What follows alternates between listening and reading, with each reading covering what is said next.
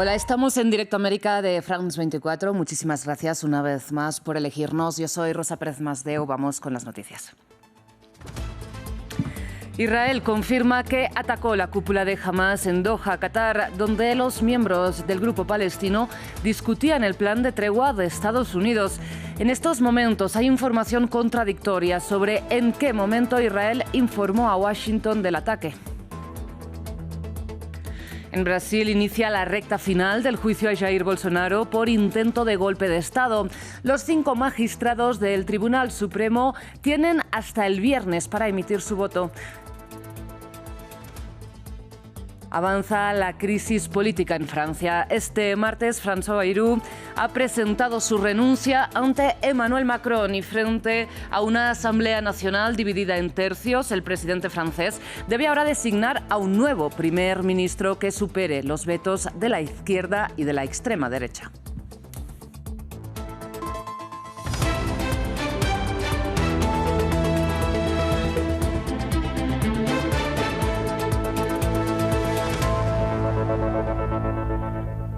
Iniciamos las noticias en Israel, que ha confirmado que atacó la sede de Hamas en Doha, en Qatar, país, ya lo saben, mediador entre las partes.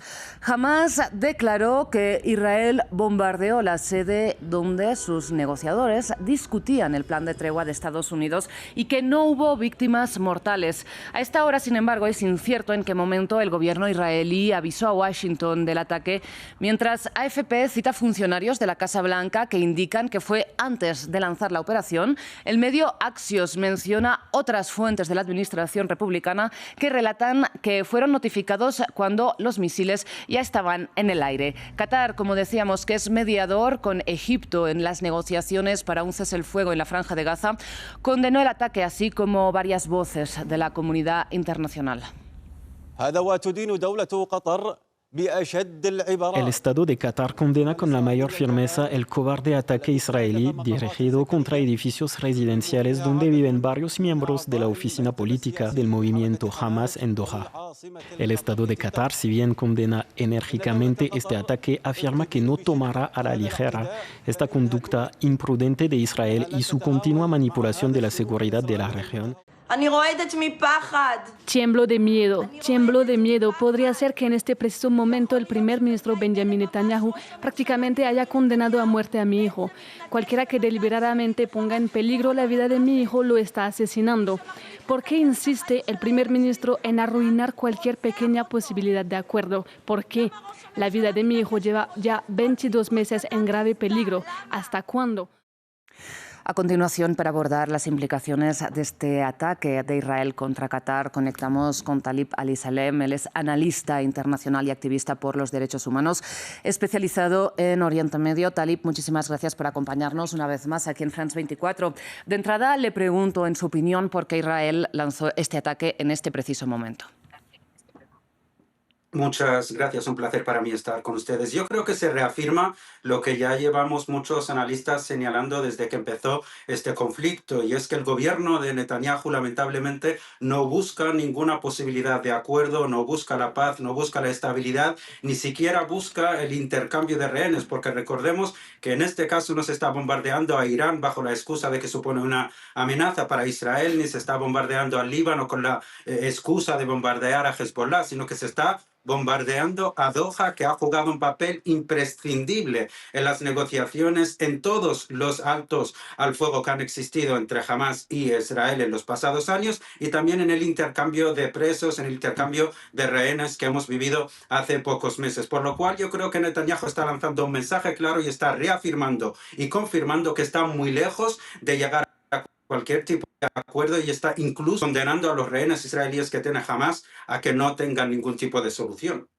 ¿Y considera que Estados Unidos es honesto cuando plantea planes de tregua? Porque si bien, como decíamos, es incierto de momento en qué punto Israel notificó a Estados Unidos de este ataque, lo que parece evidente es que la administración de Donald Trump no lo frenó.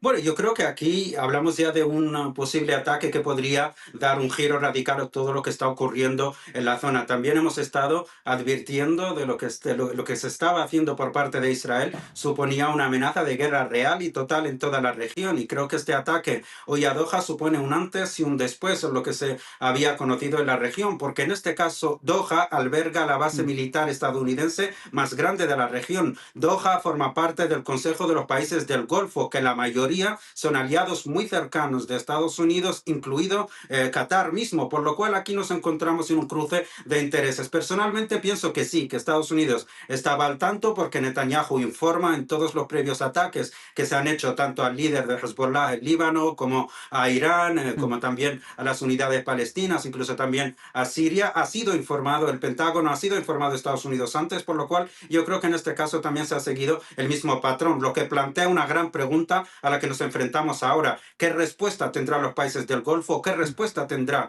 Qatar frente a su mayor aliado, que es Estados Unidos, que en este caso sí estaría al tanto de este ataque claro a la soberanía de Qatar? Y usted, Taleb, cuando habla de que esto va a suponer un antes y un después, exactamente en este después, ¿qué cree que va a suceder? Bueno, yo creo que Qatar supone uno de esos países del Golfo que siempre han mantenido una relación hasta cierto punto ambigua, muy cercana también a Estados Unidos, como he mencionado antes, muy cercana a Israel. Hablamos de que los mayores aliados de Qatar en la región, que son Emiratos Árabes Unidos, Bahrein, Kuwait, Arabia Saudí, tienen incluso relaciones directas con Israel, unas relaciones que han continuado incluso después de la guerra, el genocidio que se está viviendo en Gaza. Por lo cual, hoy ya se está informando por parte de medios qataríes de que Qatar está recibiendo llamadas por parte de estos vecinos, por parte de Emiratos, por parte de Arabia Saudí, por parte de Kuwait, de su solidaridad y condena a este ataque, por lo que podría suponer una respuesta clara. Podríamos hablar incluso del inicio de la ruptura de relaciones diplomáticas o esa normalización de relaciones entre los países del Golfo e Israel. Incluso también se podría hablar de una cumbre urgente de la Liga de Países Árabes para ya tomar decisiones mucho más allá de las condenas que vayan incluso a una cierta imposición,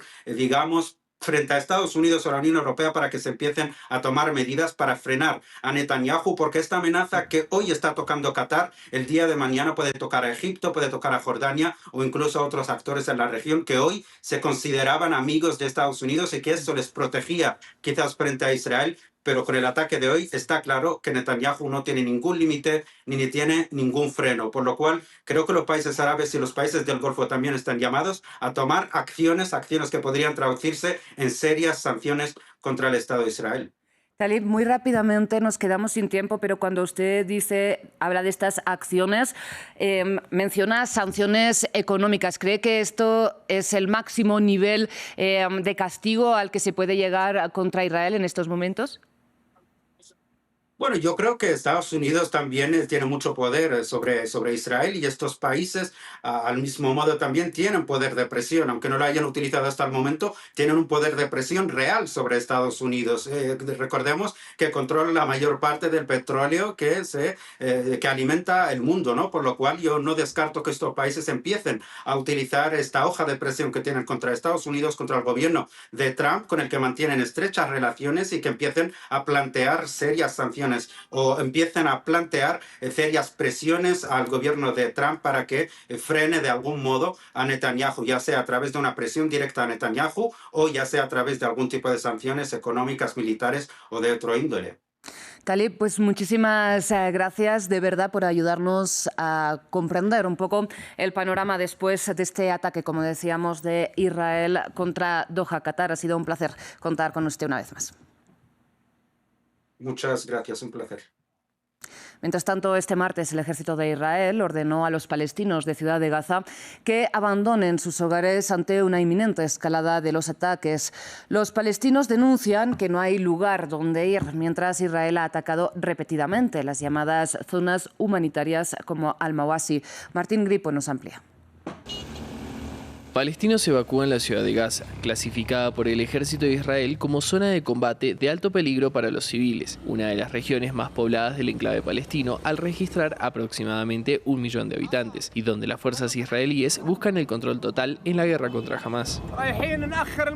Intentamos retrasar la muerte un poco más. Nos han desplazado unas 30 veces, pasando de una muerte a otra, pero intentamos posponerla un poco. ¿Qué culpa tienen esos niños? ¿Por qué les pasa esto a él o a aquel niño? Árabes, musulmanes, negociadores, por favor encuentren una solución para nosotros de cualquier manera posible.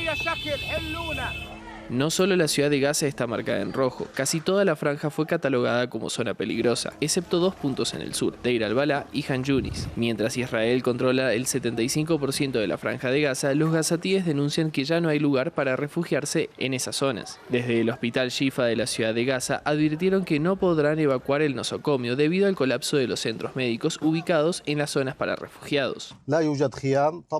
No hay tiendas de campaña disponibles y las que teníamos están deterioradas e inhabitables. Esta situación no me afecta solo a mí, es la realidad de toda la franja de Gaza.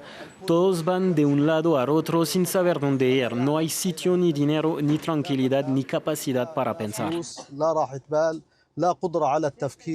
A comienzos de agosto, el gobierno israelí aprobó la ocupación de toda la ciudad de Gaza, un proyecto del premier Benjamin Netanyahu, que busca liberar los 48 rehenes israelíes aún secuestrados por Hamás. 20 de ellos seguirían con vida, aunque la cúpula militar advirtió que esta operación podría matar a todos los cautivos.